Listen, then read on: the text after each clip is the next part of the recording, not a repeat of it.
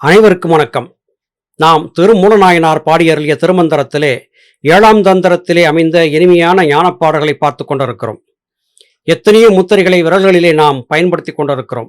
ஆனாலும் கூட மனதை உருவமத்தியத்திலே நிறுத்தக்கூடிய சாம்பவி, கேசரி என்கிற இந்த 2 முத்திரைகள் தான் உண்மையான ஞானத்தை நமக்கு தரக்கூடியவை என்கிற கருத்துக்களை திருமூலநாயனார் தொடர்ந்து சொல்லி வருகிறார். மேலும் இது சார்ந்த நுணுக்கமான பல விடயங்களை இன்றைய பாடல் தொகுப்பிலே பார்க்க இருக்கிறோம். மோனத்து முத்திரை, முத்தர்க்கு முத்திரை, ஞானத்து முத்திரை, நாதர்க்கு முத்திரை, தேனிக்கு முத்திரை, சித்தாந்த முத்திரை, காணிக்கு முத்திரை கண்ட சமயமே. முத்திரை இந்த ஒன்றின் மூலமாக நாம் ஞானத்தை அடைந்துவிட முடியும். இந்த முத்திரை முத்தர்களை உருவாக்கும். இந்த முத்திரை நாதனுக்கு நாதனாக மாறும் நிலையை கொடுக்கும். இந்த முத்திரை சித்தாந்தத்தை அடையக்கூடிய பக்குவத்தை கொடுக்கும்.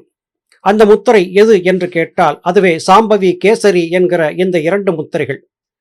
அதாவது புருவமத்தியம் என்கிற சுழுமுனைத்தானத்திலே ஆடாமல் அசையாமல் மனதை கொண்டு போய் நிறுத்தக்கூடிய பயிற்சியே இந்த சாம்பவி, கேசரி என்கிற முத்திரைகளாக இருக்கும்.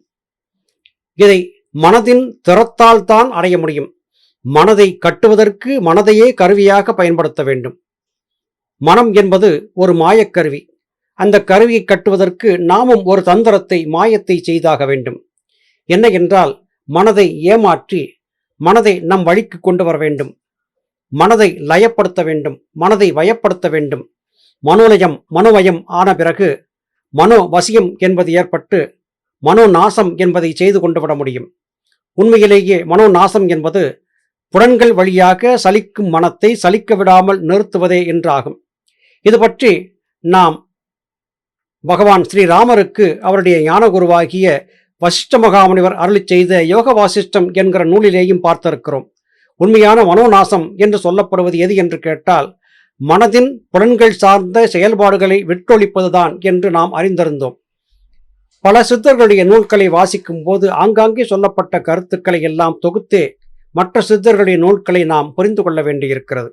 உண்மையான சாம்பவி, கேசரி முத்திரைகளை நாம் பயன்படுத்தி பழகிவிட்டால் நிச்சயம் நமக்கு முத்தியும் சித்தியும் கிடைக்கும். தூநெறி கண்ட சுவடு நடு எழும், பூநெறி கண்டு அது பொன்னகமாய் நிற்கும், மேநெறி கண்டது வெண்மதி மேதினி, நீள்நெறி கண்டு உளம் நென்மலம் ஆகுமே. மனம் எப்போதும் களங்கத்திலேயே இருக்கிறது. அதாவது புலன்கள் வழியாக சலித்த காரணத்தால் மனம் களங்கப்பட்டு கொண்டே இருக்கிறது. இதை எப்படி நாம் எளிதாக தெரிந்து கொள்வது? நாம் அமைதியாக கண்களை மூடி ஒரு இடத்திலே அமர்ந்திருக்க முயற்சி செய்கிறோம். மனம் நிற்கிறதா என்றால் பற்பல விதமாக ஆட்டமும் ஓட்டமும் காட்டுகிறது. ஒரு சிறு வார்த்தை, ஒரு சிறு ஓசை கேட்டுவிட்டால் அந்த ஓசையை பற்றி ஆராய்ந்து கொண்டு பழைய அனுபவங்களை எல்லாம் கேட்டுக்கொண்டு மனம் வேக வேகமாக பயணிக்க ஆரம்பிக்கிறது. ஒரு வார்த்தை, ஒரே ஒரு ஒற்றை சொல்லை கொண்டு மனம் பலவாறாக பறந்து விட ஆரம்பிக்கிறது. மனம் எப்போதுமே ஓடிக்கொண்டே இருக்கிறது.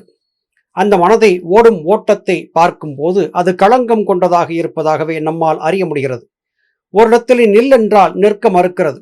அப்படிப்பட்ட மனத்தை, மனத்தின் போக்கை நிறுத்துவதற்கு ஏதாவது வழி இருக்கிறதா என்று கேட்டால் ஆம், இருக்கிறது.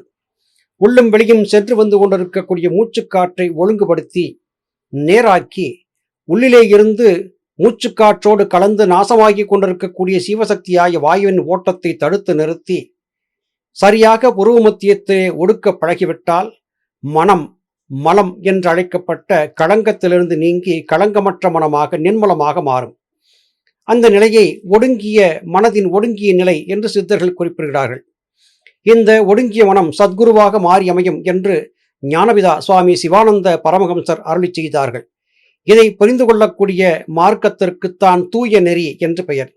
அதுவே இந்த பூதலத்திலே நாம் கண்டுகொள்ளக்கூடிய மிக நுணுக்கமான ஒரு நெறி என்றாகும்.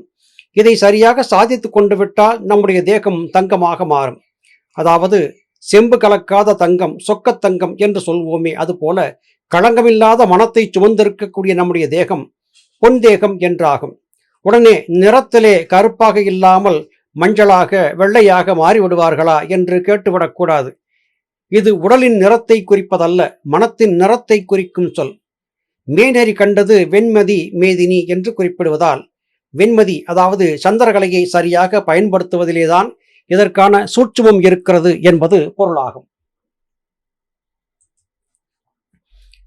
வளர்பிறையில் தேவர் தம்பாலின் மன்னி உலர் ஒளி பானுவின் உள்ளே ஒடுங்கி தளர்வில் பிதிர்பதம் தங்கி சசி உள் உளது உறும் யோகி உடல் விட்டால் தானே.